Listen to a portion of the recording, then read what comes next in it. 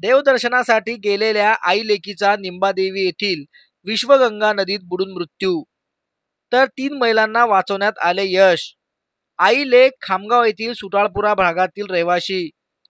बुलढाणा जिल्ह्यातील नांदुरा तालुक्यात निंबोळा देवी येथे दर्शन घेऊन नदीपात्रात अंघोळ करण्यासाठी गेलेल्या माय लेकीचा तोल जाऊन पाण्यात बुडून मृत्यू झाल्याची धक्कादायक घटना घडली आहे।